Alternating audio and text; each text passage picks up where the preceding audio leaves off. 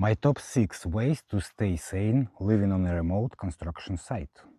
Number 1. Welding my own dumbbells and the pull-up bar.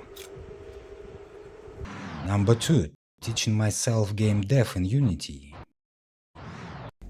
Number 3. Making a Skyrim helmet out of a hard hat.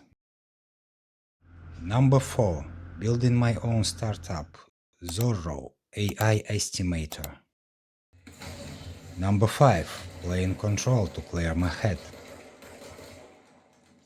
Number 6. Running this channel to document the whole thing.